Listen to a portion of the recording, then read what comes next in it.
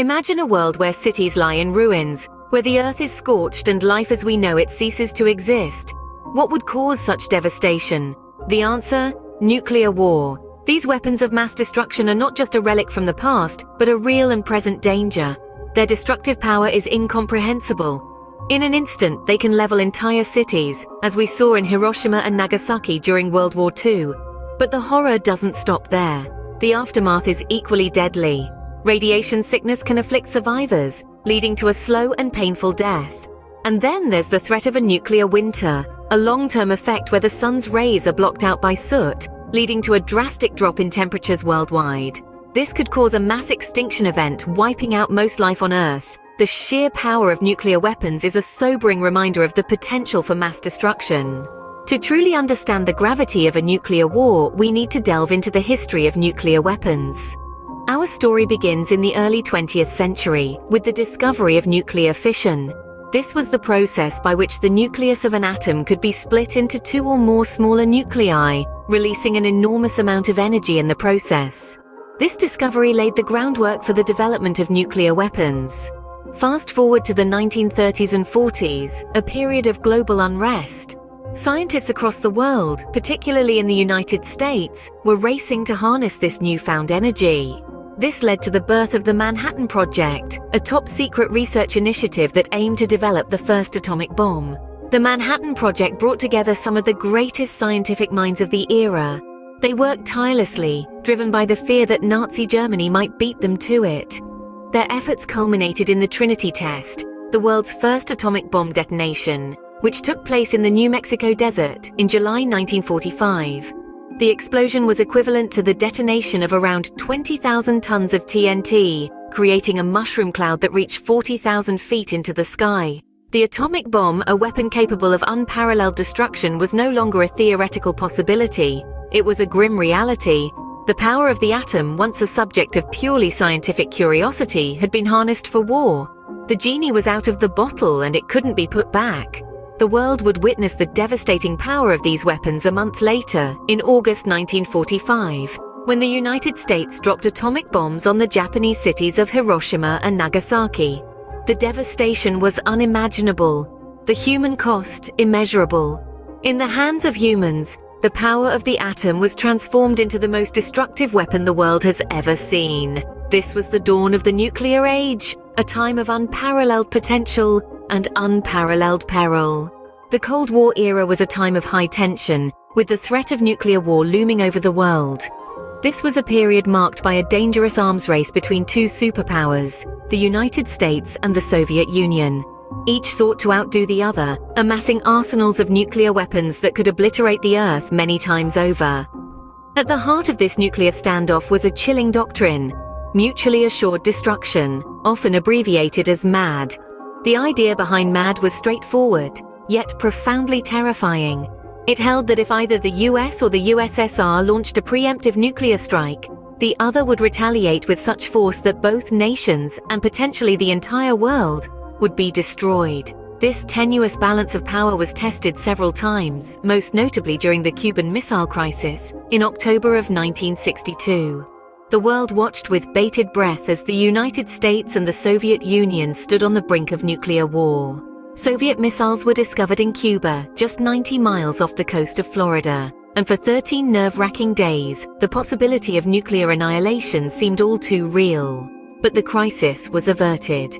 Through a series of tense negotiations, the US and the USSR agreed to a missile trade-off, with the Soviets removing their missiles from Cuba and the Americans removing theirs from Turkey. The world exhaled a collective sigh of relief, but the memory of those 13 days lingered, a stark reminder of the catastrophic potential of nuclear war. The doctrine of MAD may have prevented a nuclear war during the Cold War, but it also underscored the terrifying reality of a world armed to the teeth with nuclear weapons. The stakes were unimaginably high, for a single miscalculation or miscommunication could have led to the end of civilization as we knew it. The Cold War ended without a nuclear conflict, but the threat of nuclear war remained. The nuclear arms race may have slowed, but the weapons are still there, a chilling testament to humanity's capacity for self-destruction. And this, perhaps, is the most sobering legacy of the Cold War: The knowledge that the power to end all life on Earth is, quite literally, at our fingertips. Behind the politics and power struggles, the human cost of nuclear war is too great to ignore. At the heart of nuclear war are the lives of ordinary people, lives that are irrevocably altered by the unfathomable devastation these weapons wield. The medical and psychological effects of nuclear war, as we've seen from the survivors of Hiroshima and Nagasaki, are a testament to this unimaginable human cost. The immediate aftermath of a nuclear explosion sees a surge in fatalities due to the intense heat and shock waves. But the longer-term effects are much more insidious. Radiation sickness, cancer, and genetic damage that can span generations are just some of the gruesome legacies of nuclear warfare. And then there's the psychological trauma. Survivors, or hibakusha as they're known in Japan, often suffer from severe post-traumatic stress disorder. They are haunted by their experiences, plagued by nightmares and anxiety, and stigmatized by their society. The psychological scars left by nuclear warfare, like the physical ones, do not heal easily, but the human cost of nuclear war extends beyond the immediate victims. The impact on infrastructure, the economy, and society is profound and far-reaching. Infrastructure, from hospitals to homes, is decimated, leaving survivors without shelter or essential services. The economy too takes a severe hit. The cost of rebuilding, coupled with the loss of manpower, can cripple a nation for decades, if not centuries.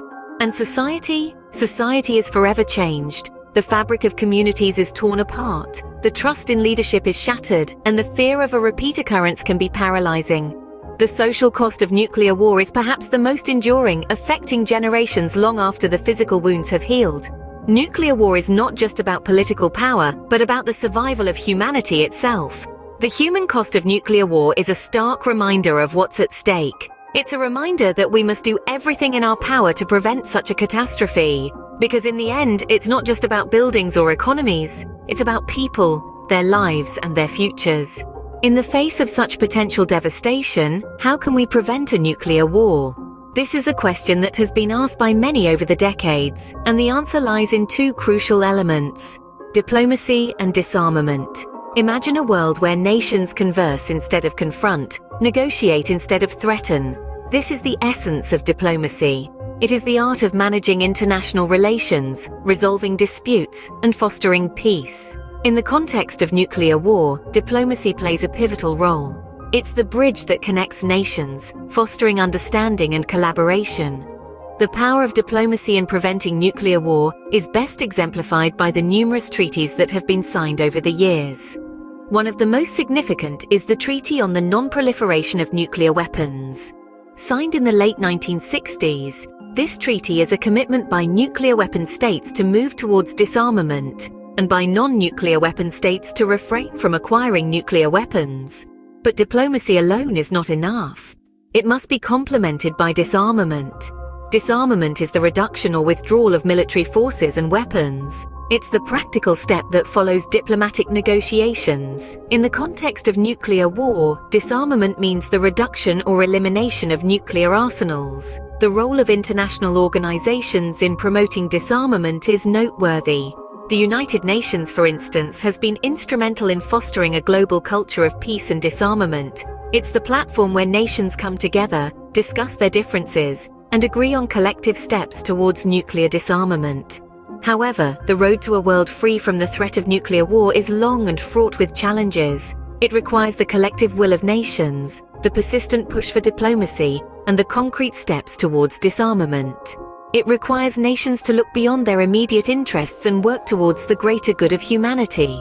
So, as we stand at the crossroads of history, let us remember this. The future of our world is not defined by the number of nuclear weapons we possess, but by our ability to engage in meaningful dialogue, to negotiate, and to disarm. Through cooperation and diplomacy, we can work towards a world free from the threat of nuclear war.